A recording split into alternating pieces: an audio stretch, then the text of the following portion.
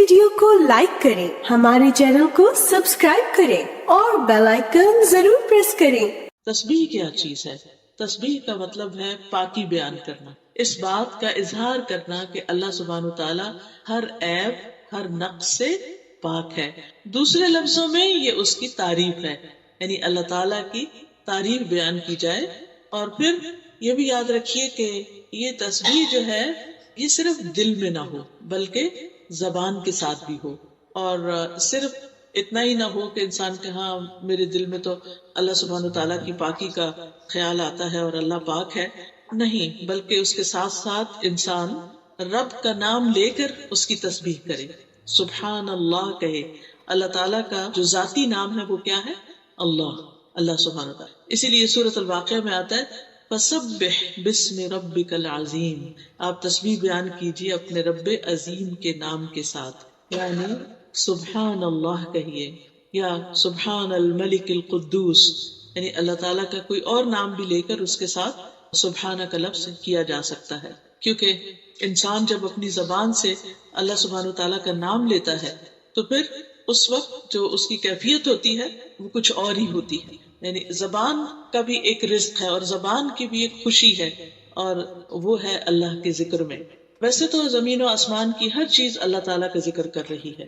قرآن مجید میں سورۃ الاسراء میں آتا ہے تسبح له السماوات السبع والارض ومن فیہن، ساتوں آسمان اور زمین اللہ کی تسبیح کرتے ہیں، یعنی آپ جب دیکھیں آسمان کو تو سوچیں یہ اللہ کی تسبیح کرتا ہے، درختوں کو دیکھیں، پہاڑوں کو دیکھیں، نیچر کو دیکھیں، پھولوں کو دیکھیں، پتوں کو دیکھیں، کسی بھی چیز کو تو سوچا کریں یہ میرے رب کی تسبیح کر رہے ہیں، ستاروں کو دیکھیں، سیاروں کو دیکھیں، اور پھر فرمایا وَإِن مِّن شَيْءٍ إِلَّا يُسَبِّحُ بِحَمْدِهِ، کوئی چیز ایسی نہیں جو اس کی تسبیح نہ کر رہی ہو، اس کی حمد کے ساتھ تعریف بھی کرتی ہے ساتھ، وَلَٰكِن لَّا تَفْقَهُونَ تَسْبِيحَهُمْ، لیکن تم ان کی تسبیح کو سمجھتے نہیں، تم نہیں جانتے کہ یہ کس زبان میں کر رہے ہیں یا ان کی تسبیح کرنے کا انداز کیا ہے۔ إِنَّهُ كَانَ حَلِيمًا غَفُورًا۔ پھر اسی طرح آپ دیکھیے کہ اللہ سبحانہ وتعالیٰ کی تسبیح جو ہے وہ تمام مخلوق کے رزق کی کنجی بھی ہے۔ حدیث میں آتا ہے اللہ کے نبی نوح علیہ السلام کی وفات کا وقت جب آیا تو انہوں نے اپنے بیٹے سے کہا کہ بیٹا میں تمہیں ایک وصیت کر رہا ہوں، اور وہ وصیت کیا تھی کہ سبحان اللہ و بحمدہ کا ورد کرتے رہنا۔ یہ ہر چیز کی نماز ہے اور اس کے ذریعے مخلوق کو رزق ملتا ہے، یعنی یہ رزق کی کنجی بھی ہے ساری مخلوق کی۔ تو جب ساری مخلوق کے رزق کی کنجی ہے تو ظاہر انسان بھی اس میں شامل ہو جاتے ہیں۔ اب یہ جو سبحان اللہ و بحمدہ ہے یعنی مختصر سا ذکر ہے، اس کو خاص طور پر صبح اور شام پڑھنا جو ہے 100 بار تمام گناہوں کی معافی کا ذریعہ بنتا ہے۔ اور سورۃ النور میں آتا ہے کہ کل قد علم صلاتہ و تسبیحہ، ہر مخلوق جو ہے اس کو اپنی نماز اور تسبیح کا علم ہے کہ اسے نماز کیسے ادا کرنی ہے اور تسبیح کیسے کرنی ہے، تو یہ ان کی تسبیح ہے سبحان اللہ و بحمدہ۔ پھر ہم دیکھتے ہیں کہ فرشتے بھی تسبیح کرتے ہیں۔ جب آدم علیہ السلام کے پیدا ہونے کا ذکر ہوا تو انہوں نے کیا کہا وَنَحْنُ نُسَبِّحُ بِحَمْدِكَ وَنُقَدِّسُ لَكَ۔ تو جب رسول اللہ صلی اللہ علیہ وسلم سے سوال کیا گیا کہ کون سا کلام افضل ہے تو آپ نے فرمایا جو اللہ تعالیٰ نے اپنے فرشتوں اور اپنے بندوں کے لیے چنا، اور وہ ہے سبحان اللہ و بحمدہ۔ اسی طرح وہ فرشتے جو عرش اٹھائے ہوئے ہیں وہ بھی اللہ کی تسبیح کرتے ہیں، الذین یحملون العرش ومن حولہ، یعنی کچھ فرشتے تو عرش اٹھائے ہوئے اور کچھ فرشتے عرش کے ارد گرد طواف کرتے ہیں، تو وہ بھی کیا کرتے ہیں یسبحون بحمد ربہم، اپنے رب کی حمد کے ساتھ اس کی تسبیح کرتے ہیں۔ قیامت کے دن بھی ایسے ہی ہوگا، وَتَرَى الْمَلَائِكَةَ حَافِّينَ مِنْ حَوْلِ الْعَرْشِ يُسَبِّحُونَ بِحَمْدِ رَبِّهِمْ، آپ دیکھیں گے کہ فرشتے عرش کے گرد حلقہ باندھے ہوئے یعنی پورا سرکل کیے ہوئے ہوں گے اور اس کے ساتھ ساتھ تسبیح پڑھ رہے ہوں گے۔ سوچیے کیا منظر ہوگا اور کیا جلال ہوگا اور کیا رب کی عظمت کا احساس ہوگا اس وقت انسان کو کہ جب اتنی بڑی بڑی مخلوق جو ہے وہ اللہ کی تسبیح کر رہی ہوگی۔ اور یہ اللہ تعالیٰ کا پسندیدہ کلام ہے، اور ہم دیکھتے ہیں کہ نماز کے شروع میں بھی ہم کہتے ہیں سبحانک اللہم و تبارک اسمک و تعالی جدک۔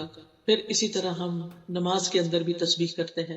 رسول اللہ صلی اللہ علیہ وسلم نے فرمایا تم لوگ اللہ کی عظمت کا جو ذکر کرتے ہو یعنی تسبیح، تحلیل لا الہ الا اللہ اور تحمید یعنی الحمدللہ، جسے ہم ان سب کو ایک جملے میں اکٹھا کر لیتے ہیں نا، سبحان اللہ والحمدللہ ولا الہ الا اللہ واللہ اکبر، فرمائے کہ تمہارے یہ کلمات عرش کے گرد چکر لگاتے ہیں. یعنی جب بندہ ان کلمات سے ذکر کرتا ہے تو یہ کلمات اوپر اٹھتے ہیں. قرآن مجید میں اس کا ذکر آتا ہے کہ والکلم الطیب یرفعہ، پاکیزہ کلمات جو ہے انسان کے اعمال کو بھی اوپر لے جاتے ہیں اور انسان جو ہے وہ اللہ کا ذکر بھی کرتا ہے اور وہ بھی اوپر جاتا ہے. فرمایا ان کلمات کی ایسی بنبناہٹ ہوتی ہے جیسے شہد کی مکھیوں کی بنبناہٹ. وہ کلمات اپنے ذکر کرنے والے یعنی وہ آوازیں جو ہوتی ہیں پھر وہ جیسے قرآن میں آتا ہے نا فَاذْكُرُونِي أَذْكُرْكُمْ، کہ جب ہم ذکر کرتے ہیں تو ہمارا ذکر اوپر اٹھتا ہے اور جب وہ اوپر اٹھتا ہے تو پھر اللہ سبحانہ وتعالی ہمیں یاد کرتے ہیں. فرمایا کیا تم میں سے کوئی نہیں چاہتا کہ اس کے لیے کوئی ایسا ہو یا ہمیشہ اس کی یاد دلائی جاتی رہے. یعنی تم یہ نہیں چاہتے کہ تمہاری یاد ہر وقت دلائی جاتی رہے، یعنی اللہ کے ہاں تمہارا ذکر ہوتا رہے. تو وہ اسی صورت میں ہو سکتا ہے جب انسان ہر وقت تسبیح پڑھتا رہے. یعنی کام کاج کے دوران اٹھتے بیٹھتے چلتے پھرتے کچھ مشکل نہیں، جیسے حدیث میں آتا ہے کلمتان حبیبتان الی الرحمن خفیفتان علی اللسان ثقیلتان فی المیزان سبحان اللہ وبحمدہ سبحان اللہ العظیم. یہ پورا بھی پڑھ سکتے ہیں، اس کو آدھا بھی پڑھ سکتے ہیں کہ دو کلمے جو اللہ کے یہاں بڑے ہی محبوب ہیں، میزان میں بہت بھاری ہیں، زبان پہ بہت ہلکے ہیں، اور وہ سبحان اللہ وبحمدہ سبحان اللہ العظیم. پھر اسی طرح یہ کلمات جو یہ تسبیح یہ پریشانی اور خوف کو بھی دور کرنے والی. نبی صلی اللہ علیہ وسلم نے فرمایا جو شخص رات سے خوف کھائے یعنی رات کا اندھیرا اس کو ڈرائے. بعض لوگ اکیلے رہتے ہیں، جو رات ہوتی ہے یعنی جیسے موسم آتا ہے سن لائٹ کم ہو جاتی ہے، دن بہت چھوٹے ہوتے ہیں تو عجیب طرح کے ڈپریشن بعض لوگوں کو ہونے لگتا ہے، یہ گھبراہٹ ہونے لگتی. فرمایا کہ جو رات سے خوف کھائے کہ وہ اسے پریشان کرے گی یا مال خرچ کرنے سے بخل کرے یا دشمن سے مقابلہ کرنے سے ڈرے تو وہ اس قول کی کثرت کر دے سبحان اللہ وبحمدہ سبحان اللہ، یعنی پڑھتا رہے کیونکہ یہ اللہ کے نزدیک سونے کا پہاڑ اللہ کے راستے میں خرچ کرنے سے زیادہ محبوب ہے. اتنی ہم میں سے کس کے پاس سکت کہ وہ ایک پہاڑ اللہ کے راستے میں سونے کا صدقہ کرے. تو جب انسان اتنا نہیں کر سکتا تو پھر یہ تسبیح کرتا رہے تو یہ اس کے برابر ہوگی. پھر ہر روز انسان کے جسم پر صدقہ واجب ہوتا ہے. حدیث میں آتا ہے کہ ہر روز انسان جب صبح کرتا ہے تو اس کے 360 جوڑوں پر صدقہ واجب ہوتا ہے اور ہر روز جان کا یہ صدقہ دینا ہوتا ہے انسان کو. تو لوگوں کا کہ ہمارے پاس تو اتنا مال نہیں کہ ہم اتنا صدقہ کر سکیں، تو اس پر آپ نے فرمایا کہ سبحان اللہ کہنا جو ہے یہ بھی صدقہ ہے، الحمدللہ کہنا بھی صدقہ ہے، لا الہ الا اللہ کہنا بھی صدقہ ہے، اللہ اکبر کہنا بھی صدقہ ہے، نیکی کا حکم دینا بھی صدقہ ہے، برائی سے روکنا بھی صدقہ ہے. تو یہ ساری چیزیں کیا ہیں؟ صدقہ بھی شمار ہوتی. پھر اسی طرح یہ کہ انسان کو نیکیاں ملتی ہیں، گناہ مٹتے ہیں، اور خاص طور پر یہ سبحان اللہ وبحمدہ دن میں اگر 100 بار انسان پڑھتا ہے تو اس کے گناہ معاف کر دیے جاتے ہیں، خواہ وہ سمندر کی جھاگ برابری کیوں. پھر اسی طرح الحمدللہ کہنا میزان کو بھر دیتا ہے، اور سبحان اللہ الحمدللہ ملا کر کہا جائے زمین آسمان کے درمیان کی فضا بھر جاتی ہے. پھر اسی طرح صبح کے وقت خاص طور پر سبحان اللہ وبحمدہ عدد خلقہ ورضا نفسہ وزنۃ عرشہ ومداد کلماتہ، یہ اگر انسان 3 دفعہ پڑھتا ہے تو یہ بہت سے کلمات پر اور بہت سارے ذکر کے اوپر بھاری ہے. پھر اسی طرح تسبیحات جو ہیں یہ آگ سے بچاؤ کا ذریعہ بھی ہیں یعنی آخرت میں، اور یہ جنت میں درخت لگانے کا ذریعہ بھی ہے. تسبیح جو انسان تسبیح کرتا ہے اس کے لیے جنت میں کھجور کا درخت لگا دیا جاتا ہے. یاد رکھیے کہ جنت وہ گھر ہے کہ جس کی زمین اللہ نے سب کے حصے میں رکھی، سب بنو آدم کی، اور جہنم کی زمین سب کے لیے رکھی. تو کچھ لوگوں نے اپنی جنت کی زمین آباد کر لی اور کچھ نے اپنی جہنم کی کر لی. تو جیسے میں نے عرض کیا کہ جنت کے 100 درجے ہیں، اور پھر وہاں بھی انسان کے اعمال کے مطابق ہی ڈیکوریشن اور اس کی خوبصورتی اور اس کا حسن اور اس کے درجوں کی بلندی ہوگی. تو اس لیے انسان کو حریص ہونا چاہیے کہ اپنی زبان کو اللہ کے ذکر سے تر رکھے. اور پھر خاص طور پر اللہ تعالیٰ نے حکم بھی دیا ہے، اور خصوصاً صبح و شام کے اوقات میں، دن میں اگر بہت کام کاج ہو یا ایسی آپ کی مصروفیت ہو کہ جس میں آپ ٹریک نہیں رکھ سکتے، لیکن صبح اور شام میں ضرور انسان وقت نکالے، تھوڑی دیر بیٹھ کر اللہ کا ذکر کرے. اگر بیٹھا نہ جائے تو کام کاج کرتے ہوئے بھی کیا جا سکتا ہے، خاص طور پر جب سورج طلوع ہو رہا ہو. پھر اسی طرح نماز کے آغاز میں، رکوع اور سجدے میں آپ صلی اللہ علیہ وسلم نے سبحان ربی الاعلیٰ اسی آیت کے بعد بتایا تھا کہ سجدے میں یہ شامل کر لیا جائے. اور آپ دیکھیے کہ جب ہم سجدہ کرتے ہیں نا تو بالکل عاجزی کی ہماری کیفیت ہوتی ہے، بالکل اللہ کے حضور جھکے ہوئے ہوتے ہیں، اور اس وقت ہم زبان سے کیا نکال رہے ہوتے ہیں؟ پاک ہے میرا رب جو بڑا ہی اعلیٰ ہے، میں تو بہت چھوٹی چیز ہوں، میں تو حقیر بندہ ہوں، اور اعلیٰ اور بلند اور بزرگ تو میرا رب ہی ہے. پھر نماز کے بعد ہم تسبیح کرتے ہیں 33 بار سبحان اللہ، پھر 33 بار الحمدللہ. اگر 33 بار ناممکن ہو تو پھر کم از کم 10 بار انسان کر لے. پھر اسی طرح سوتے ہوئے کرنا پسندیدہ ہے. حضرت فاطمہ رضی اللہ تعالیٰ عنہ کو آپ نے یہ سکھائی تھی، کیونکہ وہ کام کاج کر کے تھک جاتی تھی، تو آپ نے ان کو بتایا کہ جب تم تھک جاؤ تو یہ تسبیحات پڑھ لو تو تمہاری تھکاوٹ دور ہو جائے گی. تو انسان واقعی جب رات کو لیٹتا ہے اور بعض اوقات نیند نہیں آتی یا کچھ، آپ تسبیح پڑھنا شروع کر دیں تو آپ کے اوپر ایسی سکینت طاری ہوگی کہ آپ کو پتہ بھی نہیں چلے گا اور سو چکے ہوں گے. نبی صلی اللہ علیہ وسلم کے جو آخری الفاظ ہوتے تھے رات کو سوتے وقت تسبیح ہی کے ہوتے تھے. ربیہ کہتے ہیں کہ میں دن بھر رسول اللہ صلی اللہ علیہ وسلم کی خدمت کیا کرتا تھا. جب رات آتی تو آپ کے دروازے کے پاس سو جاتا. میں ہمیشہ سنتا کہ آپ یہ پڑھ رہے ہیں سبحان اللہ سبحان اللہ سبحان ربی. میں تھک جاتا، میری آنکھوں پہ نیند غالب آتی، لیکن آپ یہ تسبیح پڑھ رہے ہوتے تھے. اس سے یہ پتہ چلتا ہے کہ جب باقی اذکار وغیرہ اور قرآن کی کچھ صورتیں، سورۃ ملک وغیرہ یہ انسان پڑھ لیتا ہے تو پھر سوتے ہوئے آخری جو کلمات اس کے منہ سے نکلنے چاہیے سبحان اللہ سبحان اللہ سبحان، یہ سبحان اللہ و بحمدہ، یہ سبحان ربی جیسے بھی ہو. اسی طرح رسول اللہ صلی اللہ علیہ وسلم جب قرآن پڑھتے تھے تو جب کوئی خوف والی جہنم والی آیت آتی تو اللہ کی پناہ مانگتے، رحمت والی آیت آتی تو اللہ کی رحمت مانگتے، اور جب ایسی آیت سے گزرتے جس میں اللہ کی تسبیح بیان کی گئی تو آپ بھی سبحان اللہ کہتے. خاص طور پر آپ دیکھیں مسبحات جو ہیں آخری پاروں میں جو صورتیں ہیں جس میں سبح للہ ما فی السماوات و ما فی الارض ریپیٹڈلی آتا ہے، تو جب آپ پڑھیں تو رک کے آپ بھی اس وقت تسبیح کریں سبحان ربی الاعلی یا سبحان اللہ. اسی طرح بجلی کی کڑک سن کر، اور ویسے بغیر موقع کے بھی انسان اس کو پڑھ سکتا ہے، کیونکہ انسان کی رنج، غم، دکھ، پریشانیاں، رزق کی تنگی، ان سب چیزوں کا ایک طرح سے علاج ہے. تو فرمایا سبح اسم ربک الاعلی، کون ہے تمہارا رب؟ الذی خلق فسوی، جس نے پیدا کیا اور پھر درست بنایا. یعنی انسان کو اس طرح اس کو ہموار بنایا کہ اگر یہ اوپر کی سکن نہ ہوتی اور یہ پیڈنگ نہ ہوتی ہماری تو پھر ہر انسان کے لیے دوسرے کو چپتی ہی رہتی، اور انسان کے لیے دیکھنے میں بھی تکلیف دہ ہوتا اور ساتھ رہنے کے اعتبار سے. یعنی ہم جو لائف کو اتنا انجوائے کر رہے ہیں یہ اس وجہ سے کہ اللہ سبحانہ وتعالیٰ نے بالکل پرفیکٹ درست بنایا اور بہت سموتھ بنایا. والذی قدر فہدی، وہ جس نے اندازہ ٹھہرایا، تقدیر مقرر کی، پھر ہدایت بخشی. والذی اخرج المرعى، جس نے چارہ اگایا، یعنی صرف انسان کے لیے نہیں بلکہ ساری مخلوقات کے لیے رزق پیدا کیا.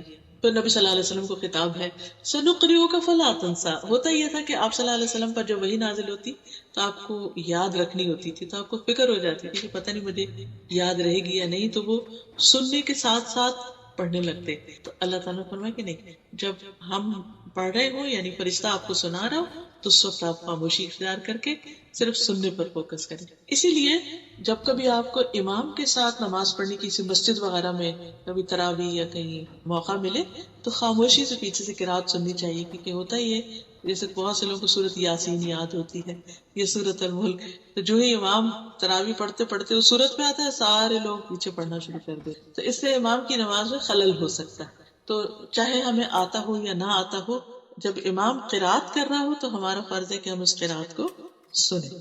الا ما شاء اللہ انہ یعلم الجہر وما یخفی، مگر جو اللہ چاہے ہم ضرور آپ کو پڑھائیں گے، پھر آپ نہیں بھولیں گے، یعنی آپ بے فکر ہو جائیں. اللہ سبحانہ وتعالیٰ نے جو ذمہ داری آپ پر ڈالی ہے لوگوں تک یہ کلام پہنچانے کی، تو پھر وہی آپ کی حفاظت کرے گا اور آپ کو یہ سکھا دے گا. پھر ہے وَنُيَسِّرُكَ لِلْيُسْرَىٰ، ہم آپ کے لیے آسانی پیدا کریں گے، یعنی ہم آپ کی آسانی کی طرف رہنمائی کریں. اب زندگی میں انسان پر مشکلات بھی آتی لیکن اس کے ساتھ ساتھ آسانی. قرآن مجید میں آتا ہے ان مع العسر یسرا، تنگی کے ساتھ آسانی بھی. لیکن یہ آسانی کب ہوتی؟ مشکلات میں آسانیاں کب ہوتی؟ غم جھیلنا آسان کب ہوتا؟ تکلیفیں برداشت کرنا آسان کب ہوتا ہے؟ وہ اس وقت ہوتا ہے جب انسان کے اندر کچھ کوالٹیز ہوتی، کچھ چیزیں اختیار کرتا ہے. نمبر 1 تقوی. سورۃ الطلاق میں اللہ تعالیٰ فرماتے ہیں وَمَن يَتَّقِ اللَّهَ يَجْعَل لَّهُ مِنْ أَمْرِهِ يُسْرًا، جو شخص اللہ سے ڈرے گا تو اللہ تعالیٰ اس کے کام میں آسانی پیدا کرے. سورۃ اللیل میں آتا ہے فَأَمَّا مَنْ أَعْطَى وَاتَّقَى وَصَدَّقَ بِالْحُسْنَى فَسَنُيَسِّرُهُ لِلْيُسْرَىٰ، تو جس نے مال خرچ کیا، دیا اور تقوی اختیار کیا اور نیکی کی باتوں کی، بھلائی کی باتوں کی تصدیق کی تو ہم اسے آسان راستے پر چلنے کی سہولت دیں گے، یعنی اس کے لیے ہم آسانیاں پیدا کرتے. اسی طرح جو شخص کسی دوسرے کے لیے آسانی پیدا کرتا ہے اللہ تعالیٰ اس کے لیے آسانیاں کر دیتے. ایک شخص تھا بنی اسرائیل میں، وہ لوگوں کو قرض دیا کرتا تھا، اور اس نے اپنے غلام کو کہہ رکھا تھا کہ اگر کوئی شخص آئے اور نہ ادا کر سکے تو اس پہ سختی نہیں کرنا، اس کو ڈیل دے دینا، مہلت دے دینا، اور اگر کوئی ایسا جو دے ہی نہیں سکتا واپس تو اس کو معاف کر دینا. تو اس کے اس طرز عمل، اس اخلاق کی وجہ سے اللہ سبحانہ تعالیٰ نے اس کو بخش دیا، اس کے لیے آسانی فرما دی. اور ویسے بھی حدیث ہے، نبی صلی اللہ علیہ وسلم نے فرمایا جس نے کسی مومن سے دنیا کی تکلیفوں میں سے کسی تکلیف کو دور کیا، اللہ تعالیٰ اس سے قیامت کے دن کی تکلیفوں میں سے کسی تکلیف کو دور کر دے. اس اعتبار سے میں دیکھتی ہوں کہ ڈاکٹرز کا پیشہ جو ہے یہ بہت ہی اجر و ثواب والا ہے، اور بہت اس اعتبار سے فائدے والا ہے کہ وہ دوسروں کے دکھ درد دور کرنے کا ذریعہ بنتے ہیں. اس میں محنت ہوتی ہے، مشقت ہوتی ہے، اور بعض اوقات اس محنت کی وجہ سے اور اس تکلیف اور اپنے آپ کو تکانے کی وجہ سے پریشان بھی ہو جاتا ہے. لیکن اگر انسان اپنی نیت یہ رکھے اپنے کام پر جاتے ہوئے کہ میں جا رہا ہوں تاکہ اللہ میرے ذریعے لوگوں کے دکھ درد دور کرے، تو انشاءاللہ اللہ سبحانہ وتعالیٰ اس نیت کی وجہ سے، ٹھیک ہے وہ اس کی جاب ہے، وہ اس کا کام ہے، لیکن نیت کے بغیر ہے، اس میں بھی فائدہ ہے. اور وہ فائدہ کیا ہے؟ دنیا کا فائدہ. لیکن جب انسان اس نیت سے جاتا ہے کہ میں دوسروں کا دکھ دور کروں، تو آپ دیکھیے کہ اس کے کام کی کوالٹی بھی بڑھ جائے گی. وہ کام کر کے چاہے وہ تھکا ہو، اس کے اندر ایک خوشی کا بھی احساس ہوگا کہ میں نے کسی کا دکھ دور کیا، اور پھر اجر ہی اجر ہے، اور اللہ سبحانہ وتعالیٰ اس کے بدلے اس انسان کے دکھ دور کرے گا. اور پھر جس نے کسی تنگ دست پہ آسانی کی، اللہ اس پر دنیا اور آخرت میں آسانی کرے گا. اور یہ تنگی بعض اوقات ایسے بھی ہوتا ہے نا کہ جیسے کوئی ہمارے ساتھ بیٹھا ہے تو وہ بےچارا صحیح سے بیٹھ نہیں پا رہا، ہم تھوڑا سا سمٹ جائیں، ہم تھوڑی سی جگہ بنا دیں اس کے لیے. کوئی بزرگ ہے اپنی چیز اٹھا نہیں سکتا، اس کی چیز اٹھا لیں. کوئی کسی طرح، بعض لوگ خود کھا نہیں سکتے، آپ بزرگ ہو جاتے ہیں ان کو فیڈ کر رہے ہیں، بچوں کی آپ مدد کر رہے ہیں، کسی بھی اعتبار سے.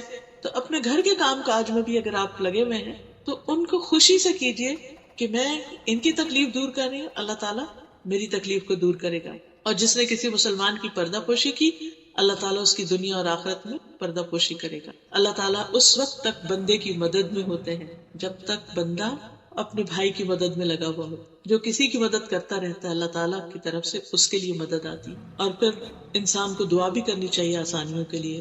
جیسے موسیٰ علیہ السلام پر جب نبوت کا بار ڈالا گیا تو انہوں نے کیا کہا؟ قال رب اشرح لی صدری ویسر لی امری، اللہ میرا سینہ کھول دے اور میرا کام آسان کر دے. اور یہ سینہ کھولنے کا مطلب صرف یہ نہیں ہوتا کہ ہمارا حافظہ اچھا ہو جائے، اس کا مطلب یہ ہوتا ہے کہ ہمارا دل بڑا ہو جائے. یعنی یہ جو دل کی گھٹن اور تنگی اور بخل، یہ چیزیں ختم ہو جائیں. تو وہ جب دل کھلتا ہے نا اور دل میں وسعت آتی ہے، انسان لوگوں کی بڑی بڑی باتوں کو معاف کر دیتا ہے، انسان دوسروں کی جگہ اپنے آپ کو رکھ کے دیکھتا ہے، انسان کی سوچ میں بھی وسعت آتی ہے، اور چھوٹی چھوٹی چیزیں اس کو پریشان نہیں کرتی. تو یہ دعا صرف اس وقت نہیں پڑھنی چاہیے جب ہم کو لیکچر دے رہے ہوں یا ہم صرف کوئی کتاب پڑھ رہے ہوں یا کوئی ایگزام ہو یا بچوں کو بتائیں، بلکہ عام زندگی میں بھی اس کو پڑھنا چاہیے کہ اللہ تعالیٰ میرا سینہ وسیع کر دے. یعنی جب دل بڑا ہوتا ہے نا تو انسان دوسروں کے دکھ درد بھی سن لیتا ہے، ان کے ساتھ ہمدردی بھی کر لیتا ہے، اور ان کی بہت سی زیادتیوں کو بھی وہ اتنا بڑا ہے کہ بس پھینکتے جاؤ، اندر پھینکتے جاؤ جیسے کوئی چیز گم ہو جائے، نظر ہی نہ آئے. تو ایسا شخص اپنے دل پہ کوئی چیز ایسی نہیں رکھتا کہ جو اس کے لیے یا دوسروں کے لیے پھر تکلیف کا باعث ہو. پھر فَسَنُيَسِّرُكَ لِلْيُسْرَىٰ فَذَكِّرْ إِن نَّفَعَتِ الذِّكْرَىٰ سَيَذَّكَّرُ مَن يَخْشَىٰ وَيَتَجَنَّبُهَا الْأَشْقَىٰ. آپ نصیحت کیجئے اگر نصیحت فائدہ دے. نبی صلی اللہ علیہ وسلم کو خطاب ہے کہ اگر لوگ سننا چاہیں، قبول کریں، تو آپ ان کو بتائیے، کیونکہ سورۃ الذاریات میں آتا ہے وَذَكِّرْ فَإِنَّ الذِّكْرَىٰ تنفع المؤمنین. آپ نصیحت کرتے رہیے کیونکہ نصیحت مومنوں کو فائدہ دیتی ہے. اور آپ نے دیکھا ہوگا کہ بعض اوقات ہم جیسے اپنے ہی بچوں کو کوئی بات کہتے ہیں تو اس وقت وہ لگتا ہے انہوں نے سنی نہیں یا وہ سننا نہیں چاہ رہے، لیکن اگر ہم نہ کہیں ان کو تو اس کو بھی وہ مس کرتے ہیں اور اس کا ہمیں اندازہ نہیں ہوتا. ایک دفعہ ایسے میں نے غصے میں آ کے اپنے بیٹے سے کہا کہ اب میں اس کے بعد تمہیں نہیں کہوں گی، تو اس نے کہا نہیں نہیں آپ مجھے کہتی رہیں گی، کیپ ٹیلنگ می. تو اس سے مجھے احساس ہوا کہ ہاں ہمیں فیڈ اپ نہیں ہونا چاہیے، چاہے لینے والا بہت ریسیپٹیو نہ بھی ہو یا توجہ نہ کرے یا ہوں کر کے لگے جیسے سنا کچھ نہیں. تو آپ نے دیکھو گے ہم سب کے ساتھ بھی ایسا ہے نا کہ جب ہم چھوٹے تھے تو ہمارے ماں باپ ہمیں کئی باتیں کہتے تھے جو ہمیں سمجھ نہیں آتی تھی اور اس وقت ان کا فائدہ نہیں ہوا یا ہم نے اٹھایا نہیں ان باتوں سے، لیکن بڑے ہو کے پھر ہمیں یاد فلاں موقع پر مجھے یہ نصیحت کی گئی تھی، فلاں موقع پر یہ بات کہی گئی تھی. تو زندگی میں کہیں نہ کہیں کسی نہ کسی موقع پر فائدہ دیتی ہے. اس لیے اگر آپ کے پاس کوئی بھی اچھی بات ہے کسی کو بتانے کے لیے تو اس کو بتاتے رہیے. ہو سکتا ہے اس وقت وہ شخص ویلیو نہ کرے لیکن بعد میں اس کو سمجھ آ جائے رسول اللہ صلی اللہ علیہ وسلم نے فرمایا مومن اس حال میں پیدا کیا گیا ہے کہ وہ آزمائش میں مبتلا ہونے والا، توبہ کرنے والا، بھولنے والا ہوتا ہے، لیکن جب اسے نصیحت کی جاتی ہے تو قبول کر لیتا ہے، مان جاتا ہے۔ پھر اسی طرح نبی صلی اللہ علیہ وسلم کو یہ بھی حکم دیا گیا تھا فَذَكِّرْ بِالْقُرْآنِ مَن يَخَافُ وَعِيدِ، قرآن کے ساتھ اس شخص کو نصیحت کیجیے جو میرے عذاب سے ڈرتا۔ نصیحت کس کو فائدہ نہیں دیتی؟ عموماً اس کو جس کا دل غافل ہو، یا جو اس سے منہ موڑ جائے، یا جو اس کا انکار کرے۔ عبداللہ بن مسعود کہتے ہیں کہ رسول اللہ صلی اللہ علیہ وسلم نے فرمایا اللہ تعالیٰ کو سب سے زیادہ ناپسندیدہ بات یہ لگتی ہے کہ ایک آدمی دوسرے سے کہے کہ اللہ سے ڈرو اور وہ آگے سے جواب دے کہ تم اپنی فکر کرو۔ یہ جملہ جو ہے اللہ تعالیٰ کو سخت ناپسند ہے۔ کبھی ہمیں غصہ آ جاتا ہے نا کہ کوئی ہمیں کچھ کہہ رہا ہوتا ہے بس ٹھیک ہے، مائنڈ یور اون بزنس، ہمیں زیادہ باتیں کرنے کی ضرورت نہیں۔ تو یہ بات اللہ تعالیٰ کو پسند ہے، چاہے ہمیں اس وقت نہ بھی اچھے اریٹیٹ ہی ہو رہے ہو کسی کی باتوں سے، لیکن صبر کر جانا چاہیے، کیونکہ کچھ چیزیں ایسی ہیں جن کو قبول نہ کرنے کا نتیجہ بہت ہولناک اور خطرناک ہے، جیسے رسولوں کی باتیں، ایمان لانے کی بات، یا جو بنیادی فرائض کی ادائیگی کی بات ہے۔ فرمایا کہ جو بدبخت ہوگا وہ منہ موڑ جائے گا اور وہ پھر بہت بڑی آگ میں جا پڑے گا، یعنی اشارہ ہے جہنم کی آگ کی طرف جس کا ایندھن انسان اور پتھر ہوں گے۔ ایک حدیث سے صرف اندازہ لگائیے کہ وہ کتنی ہولناک آگ ہے۔ نبی صلی اللہ علیہ وسلم نے فرمایا کہ اگر اس مسجد میں 1,00,000 یا زیادہ افراد بیٹھے ہوئے ہوں اور ان میں ایک جہنمی آدمی ہو اور وہ سانس لے لے اور اس کی سانس سب تک پہنچے تو اس سانس کے اثر سے مسجد لوگوں سمیت جل جائے۔ صرف سانس اتنا گرم ہوگا جہنم میں جانے والے کا، اللہ تعالیٰ ہم سب کو محفوظ رکھے، بچا کے رکھے، کہ جو صرف سانس سب لوگوں کو جلا کے رکھ دے گا۔ اور پھر آپ دیکھیے کہ وہ آگ اوپر بھی اور نیچے بھی اور آگے بھی اور پیچھے بھی اور دائیں بھی اور بائیں بھی، ہر طرف۔ اور جب وہ ہلکی ہونے لگے گی تو اس کو اور زیادہ بھڑکا دیا جائے، کلما خبت زدناہم سعیرا۔ اور پھر وہاں موت نہیں آئے گی۔ دنیا میں تو یہ ہوتا ہے نا، جب کوئی تکلیف حد سے بڑھ جاتی ہے تو انسان کے اندر برداشت کی قوت نہیں رہتی، وہ ختم ہو جاتی، لیکن وہاں پر برداشت کی قوت بھی اتنی دے دی جائے گی اور انسان نہ مرے گا اس میں اور نہ جیے گا، کھال پہ کھال بدلی جائے گی تاکہ لوگ عذاب کا مزہ چکھتے رہے۔ اللہ تعالیٰ ہم سب کو اس سے محفوظ رکھے۔ اس سے بچنے کے طریقے کیا ہیں اب سورت کے آخر میں وہ بتائے گئے۔ فرمایا قد افلح من تزکا وذکر اسم ربہ وصلی، یقیناً کامیاب ہو گیا وہ جس نے تزکیہ کیا، جس نے پاکیزگی اختیار کی، وذکر اسم ربہ، اور اپنے رب کا نام ذکر کیا، وصلی، پھر نماز پڑھی۔ تو 3 کام بتائے گئے، نمبر 1 تزکیہ، نمبر 2 ذکر، اور نمبر 3 نماز۔ یہ 3 چیزیں ہمیں اپنی زندگی میں لازم پکڑ لینی چاہیے اللہ کے ہاں کامیاب ہونے کے لیے۔ سب سے پہلی چیز جو ہے وہ تزکیہ ہے۔ عربی زبان میں تزکیہ کہتے ہیں، تزکیہ کے اندر 2 چیزیں، ایک ہے تخلیہ اور ایک ہے تحلیہ۔ تخلیہ کا مطلب ہوتا ہے کسی چیز کو خالی کرنا، صاف کرنا۔ جیسے مثال کے طور پر جب آپ اپنے برتن ڈش واشر میں ڈالنے لگتے ہیں تو پہلے کیا کرتے ہیں؟ خالی کرتے ہیں، ان کو رنس کرتے ہیں اور پھر اس کو اندر رکھتے ہیں، تو پھر اس میں آپ سوپ وغیرہ ڈالتے ہیں جو بھی، اور وہ پھر اس کو دھوتا ہے اور وہ چمکا دیتے ہیں، صاف ستھرے ہو جاتے ہیں۔ تو یہی تزکیہ کا عمل ہے کہ انسان اپنے نفس کا تزکیہ 2 طریقوں سے کرے۔ نمبر 1 کہ اس کے اندر جو بھی کوئی ال فیلنگز ہے کسی کے لیے، یا شیطانی وسوسے ہیں، یا اللہ کے بارے میں ایمان یا توکل میں کمی ہے، تو ان چیزوں کو باہر نکالے، اس شک کو اور شہوات اور شبہات اور خواہشات کو۔ اور پھر دوسرا یہ کہ اس کے اندر اپنے دل کو مزین کرے، دل کو خوبصورت بنائے، بیوٹیفائی کرے، اور وہ ہوتا ہے ایمان سے، تقوی سے، اللہ کے توکل سے، اللہ پر توکل کرنے سے۔ یعنی وہ چیزیں جو اللہ تعالیٰ کو ہم سے چاہیے وہ ہم اپنے دل میں رکھیں، اور اس کی روشنی ایسی ہو کہ کوئی بھی شیطان کا وسوسہ ہے تو وہ اس کو ختم کر کے رکھ دے۔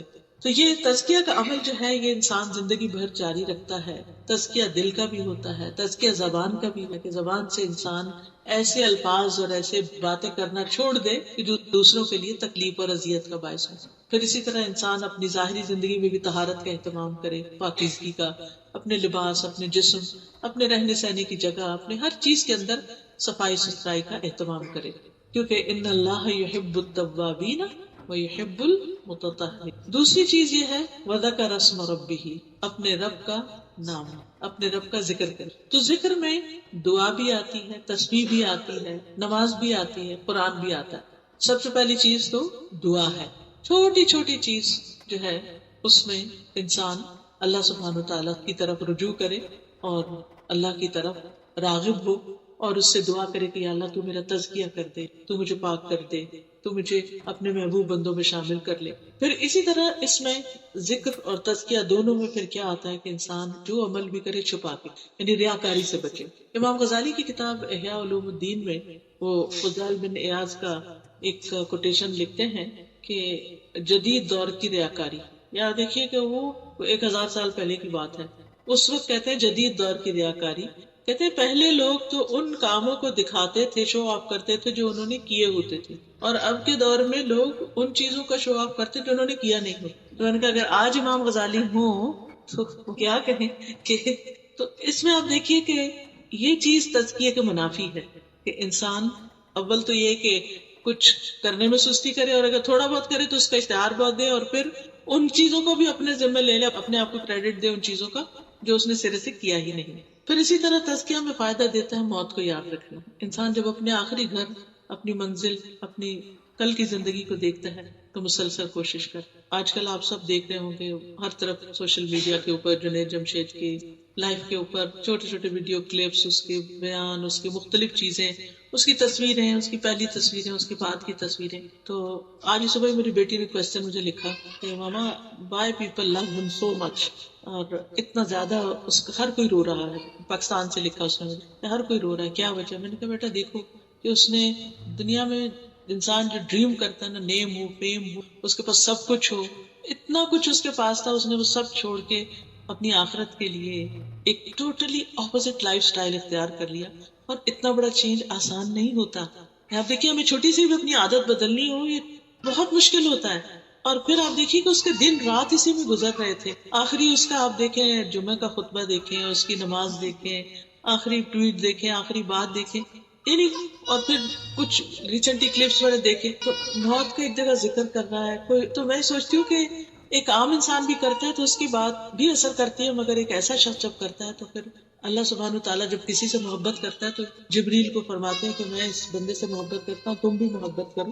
تو بہرحال انسان تزکیہ تبھی کر سکتا ہے جب وہ موت کو یاد رکھتا ہے۔ میرے پاس جو کچھ بھی وہ سبھی چھوڑ جانا ہے، تو کیوں نہ انسان اپنے ہاتھ سے دے، کیوں نہ انسان ایسی چیزوں کو چھوڑ دے جو اس کی آخرت کے لیے نقصان دہ ہے۔ تو جتنا زیادہ آخرت کا یقین ہوتا ہے اتنا ہی تزکیہ کا عمل تیز ہو جاتا ہے۔ پھر اسی طرح جتنی زیادہ اللہ تعالیٰ سے محبت ہوتی ہے، معرفت ہوتی ہے، اتنا ہی تزکیہ زیادہ ہوتا جاتا ہے۔ تو اللہ کے نام کا ورد جو ہے وہ بھی تزکیہ میں مدد دیتا ہے۔ پھر اچھے دوستوں کی صحبت، اچھی کمپنی جس میں انسان نہ غیبت کرے نہ کرے۔ ایک اور چیز اس کے بارے میں جنید جمشید کے بارے میں آپ نے سنی ہوگی کہ اتنے اچھے اخلاق کا تھا کہ کبھی کسی محفل میں بیٹھ کے کسی کی غیبت وغیرہ نہیں کرتا تھا، نہ کسی کی برائی، نہ کچھ، نہ بلا وجہ کسی کو کریٹیسائز کرنا۔ ہم دیکھو بہت سے بعض اوقات ریلیجیس اسکالرز بھی اس میں آ جاتے ہیں کہ کبھی کسی کے اوپر تنقید شروع کر دی، کبھی کسی پہ، لیکن ہمیشہ ہر ایک کی تعریف اور ہر ایک کے بارے میں اچھے۔ میں کہتی ہوں انسان کا کیا جاتا ہے اگر وہ کسی پہ تنقید کرنے کے بجائے اس کی تعریف شروع کر دے، اور جب آپ ایسا شروع کر دیتے تو آپ کا اپنا ہی دل خوش ہو جاتا ہے، کیونکہ آپ کو پھر خوبیاں نظر آنا شروع ہو جاتی ہیں۔ تو اچھے دوستوں کی کمپنی، اچھے لوگوں کے ساتھ اٹھنا بیٹھنا کہ جو لوگوں کی غیبت نہ کریں، برائی نہ کریں، ان پہ تنقید نہ کریں، یہ انسان کے ایمان کو بھی بڑھاتا ہے اور انسان کا تزکیہ بھی کرتا ہے۔ پھر اسی طرح انسان اپنے دوست کے دین پر ہوتا ہے، انسان اپنے دوست کے دین پر ہوتا ہے۔ تو ہر شخص کو یہ دیکھنا چاہیے کہ اس کی دوستی کن لوگوں سے ہے، وہ اس کو کس طرف لے کر جا رہے ہیں۔ اور نیک صالح ساتھی جو ہے اس کی مثال کستوری والے کی طرح ہے جو مسک بیچتا ہے، اگر وہ تمہیں نہ بھی دے تو اس کی خوشبو تو تمہیں ضروری ملے گی۔ پھر اسی طرح قرآن سے گہرا تعلق، یہ بھی انسان کا تزکیہ کرے، کیونکہ قرآن انسان کے لیے شفا بھی ہے اور اس کے لیے پاکیزگی کا ذریعہ بھی ہے۔ پھر شعور کے ساتھ نماز پڑھنا، نمازوں میں اللہ کو یاد کرنا، اللہ کا ذکر کرنا، اور ذکر اسم ربہ فصلی، تو دعا، تسبیح، نماز، قرآن کی تلاوت، یہ سب کیا ہے؟ ذکر ہی کی قسم ہے، اور یہ سب تزکیہ میں مدد دیتے۔ فصلی، پھر خاص طور پر نماز، کیونکہ نماز جو ہے وہ انسان کے گناہوں کو معاف کرنے کا ذریعہ ہے، انسان کے اللہ سے ملاقات ہے بیسیکلی۔ نماز میں انسان اللہ سبحانہ تعالیٰ کے سامنے ہوتا ہے۔ حدیث میں آتا ہے کہ جب بندہ نماز کے لیے کھڑا ہوتا ہے تو وہ اللہ کے چہرے کی طرف ہوتا ہے، اور اگر انسان کو احساس ہو جائے نا نماز میں کہ میں اللہ کے سامنے کھڑا ہوں تو اس کی کیفیت ہی بدل جائے گی، اس کا احساس ہی بدل جائے گا۔ بہت سے لوگ پوچھتے ہیں نماز میں کیسے خوشبو لائیں، بس یہ سوچنے کی ضرورت ہے کہ ہم کھڑے کس کے آگے، بات کس سے کر رہے ہیں اور مناجات کس سے کر رہے ہیں۔ بل تؤثرون الحیات الدنیا والآخرۃ خیر وابقی، بلکہ تم دنیا کی زندگی کو ترجیح دیتے ہو. یعنی یہ 3 کام کرنا چھوڑ کر صرف دنیا کے ہو جاتے ہو. والآخرۃ خیر و ابقی، حالانکہ آخرت بہتر ہے اور باقی رہنے والی ہے. جیسے قرآن مجید میں آتا ہے نا، انما هذه الحیات الدنیا متاع وان الاخرۃ ہی دار القرار. یہ دنیا کی زندگی تو معمولی فائدے کے سوا کچھ نہیں، اور یقیناً آخرت وہی رہنے کا گھر. زندگی وہاں شروع ہوگی اور وہ ہمیشہ ہمیشہ کی زندگی. اور آخرت کے مقابلے میں دنیا تو ایسے ہی جیسے نبی صلی اللہ علیہ وسلم نے پانی میں انگلی ڈال کے فرمایا کہ جتنا اس انگلی کو پانی لگا بس یہ دنیا، اور باقی تو سب کچھ آخرت ہی. فما متاع الحیات الدنیا فی الآخرۃ الا قلیل. یہ دنیا کا سامان آخرت میں بہت چھوٹا ہو جائے گا، کچھ بھی نہیں. اور پھر آپ صلی اللہ علیہ وسلم نے فرمایا جس نے دنیا طلب کی اس نے اپنے آخرت کو نقصان پہنچایا. نہیں، اس میں اعتدال ہونا چاہیے. انسان اگر سارے وقت صرف دنیا دنیا کی طرف جاتا رہے تو پھر وہ آخرت میں جو چیزیں فائدہ دینے والی ہیں ان میں کمی کر دیتا ہے. ذکر میں کمی ہو جاتی ہے، نیک مجلسوں میں بیٹھنے میں کمی ہو جاتی ہے، نماز میں جلدی جلدی انسان بغیر خشوع کے نماز پڑھنا شروع کر دیتا ہے. اور جس نے آخرت چاہی اس نے اپنی دنیا کا نقصان کیا. یعنی پھر دنیا کے کچھ کام میں، چاہے وہ اپنا وقت ہو یا مال ہو یا کچھ بھی، اس میں وہ ضرور اس اعتبار سے کمی کرتا ہے. تم باقی رہنے والی کی خاطر فنا ہونے والی کا نقصان ہونے دو. کوئی بات نہیں، اگر دنیا میں کچھ تھوڑا بھی ہو گیا تو ڈزنٹ میٹر، یہ جتنا بھی ہے وہ بھی چلا جائے گا. تو جو آگے کے لیے بھیج رہے ہو وہ ہمیشہ باقی رہے گا. تو پوری صورت کا خلاصہ جو ہے وہ یہ ہے کہ سب سے پہلے ہمیں اللہ کی تسبیحات کثرت سے کرنی چاہیے، کیونکہ سبح اسم ربک، اٹھتے بیٹھتے سبحان اللہ سبحان اللہ وبحمدہ سبحان اللہ العظیم. دوسری بات یہ کہ خیر کی کوئی بات سامنے آئے تو اس کو دلچسپی سے پڑھنا یا سننا یا لینا چاہیے، یعنی خوشی سے لینا چاہیے. پھر جنت کا شوق رکھنا چاہیے اور جہنم سے پناہ، دعا کرنی چاہیے کہ اللہ تعالیٰ ہمیں تو آگ سے محفوظ رکھ. اسی لیے ہم دیکھیں جب ہم یہ دعا کرتے ہیں نا، ربنا آتنا فی الدنیا حسنۃ وفی الآخرۃ حسنۃ، اور خاص طور پر آخر میں پھر کیا، دنیا کی بھلائی بھی مانگ لی، آخرت کی بھی مانگ لی، وقنا عذاب النار. تو یہ ہمیں اپنی دعا میں لازم شامل کر لینا چاہیے. دن میں کم از کم ایک دفعہ یہ دعا لازم پڑھیں، ربنا آتنا فی الدنیا حسنۃ وفی الآخرۃ حسنۃ وقنا عذاب، ہمیں آگ کے عذاب سے بچا لے. پھر یہ کہ ہمیں اپنے تزکیہ نفس کی کوشش کرتے رہنے چاہیے، اور اس کے لیے جو ہنٹس میں نے دیے ہیں، چند ایک چیزیں کی رہنمائی کی ہے ان کو. اور پھر نماز کے ذریعے اللہ کا قرب تلاش کرنے کی کوشش کریں، کیونکہ سجدے میں انسان سب سے زیادہ اللہ کے قریب ہوتا ہے. تو جو شخص اللہ سے محبت کرتا ہے اس کو سجدے میں بڑا ہی لطف آتا ہے، اس کے سجدے بھی لمبے ہو جاتے ہیں، کیونکہ جو جس سے محبت کرتا ہے وہ اس سے ملنا چاہتا ہے، اس کے قریب ہونا چاہتا ہے. جب انسان اللہ سے محبت کرتا ہے تو اس کی علامت کیا ہے، نشانی کیا ہے، کہ پھر اس کو نمازوں سے محبت ہونے لگے. اور اگر ایسی محبت تھی تو وہ بھی مانگ لینی چاہیے کہ اللہ تعالیٰ ہمیں محبت دے دے، نمازوں کو ہماری آنکھوں کی ٹھنڈک بنا دے، کہ ہم جو بھی پڑھے خوشی سے پڑھے، بوجھ اتارنے والی بات نہ ہو. اور آخری چیز یہ کہ دنیا کے مقابلے میں ہم آخرت کو ترجیح دیں. اللہ سبحانہ وتعالیٰ ہمیں اس کی توفیق عطا فرمائے. ابھی ہم نے بات کی نا کہ جو شخص تقویٰ اختیار کرتا ہے اللہ تعالیٰ اس کے کاموں میں آسانی پیدا کر دیتا ہے. تو یہ تقویٰ حاصل کرنے کی دعا ہے. تو یہ دعا میں آپ کو کہلوا دیتی ہوں ایک دفعہ، تاکہ آپ گھر میں بھی اس کو پڑھ لیا کریں. تو دعا کا فائدہ یہ ہوتا ہے کہ انسان جن چیزوں کو اپنی زندگی میں مشکل پاتا ہے وہ آسان ہونے لگتے. اللہم البسنا، ارے ڈاکٹر بھی، تاکہ آپ کو اگر کوئی لفظ پڑھنے میں مشکل ہو تو آسانی ہو جائے. اللہم البسنا لباس التقوی، اللہم البسنا لباس التقوی وألزمنا کلمۃ التقوی واجعلنا من أولی النہی وأمتنا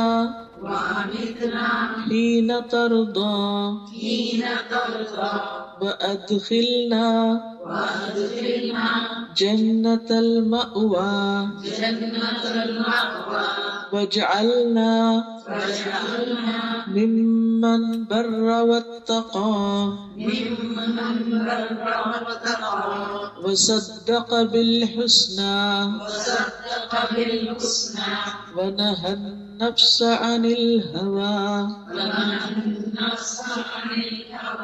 واجعلنا ممن تيسره لليسرى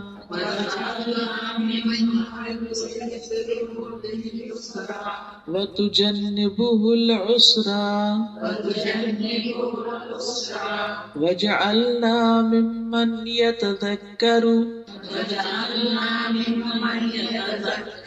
فتنفعه الذكرى اللهم اجعل سعينا مشكورا وذنبنا مغفورا ولقنا نظرة وسرورا واكسنا سندسا وحريرا واجعل لنا أسابر من ذهب ولؤلؤا من ذهب ولؤلؤ وحريرا. ترجمہ ہے اللہم اے اللہ البسنا لباس التقوی ہمیں تقوی کا لباس پہنا، یعنی ہماری ہر چیز کے اندر تقوی ہو، الزمنا کلمۃ التقوی اور ہمیں تقوی والی بات سے یعنی ہمارے لیے لازم کر دے، وجعلنا من اولی النہی اور ہمیں عقل مند لوگوں میں شامل کر دے، وامتنا حین ترضی اور ہمیں اس وقت موت دینا جب تو ہم سے راضی ہو، وادخلنا جنت المأوی اور ہمیں جنت المأوی میں داخل کر، وجعلنا ممن بر واتقى اور ہمیں ان لوگوں میں شامل کر دینا جو نیک ہیں اور انہوں نے تقوی اختیار کی، وصدق بالحسنى اور نیکی کی بھلائی کی تصدیق کی، ونہى النفس عن الہوى اور اپنے نفس کو خواہشات سے روکا ہے، وجعلنا ممن تيسره لليسرى اور ہمیں ان لوگوں میں شامل کرتے جن کے لیے تو آسانی پیدا کرے گا، یعنی ان کو آسان راہ دکھائے گا، وتجنبه العسرى اور ان کو مشکل سے بچائے گا، وجعلنا ممن يتذكر فتنفعه الذكرى اور ہمیں ان لوگوں میں شامل کرتے کہ جو نصیحت پکڑتے ہیں تو نصیحت ان کو فائدہ دیتی ہے، اللهم اجعل سعينا مشكورا اے اللہ ہماری کوشش کو قابل قدر ٹھہرا، وذنبنا مغفورا اور ہمارے گناہ کو بخش دے، وَلَقِّنَا نَضْرَةً وَسُرُورًا اور ہمیں تر و تازگی اور خوشحالی عطا کر، وَاكْسُنَا سُنْدُسًا وَحَرِيرًا اور ہمیں سندس اور حریر یعنی ریشم عطا کر، وَاجْعَلْ لَنَا أَسَاوِرَ مِنْ ذَهَبٍ وَلُؤْلُؤٍ وَحَرِيرًا اور ہمارے لیے کنگن سونے اور موتی کے اور ریشم کا لباس بنا دے، یعنی آخرت میں انشاءاللہ۔ اور اس سے پیچھے ہے اللہم انی اسألک الہدی والتقی والعفاف والغنی، اللہ میں تجھے سوال کرتی ہوں ہدایت کا، تقوی کا، پاکیزگی اور بے نیازی کا، اللہم آت نفسی تقواہا وزکھا انت خیر من زکاہا انت ولیہا ومولاہا، اے اللہ میرے نفس کو تقوی عطا کر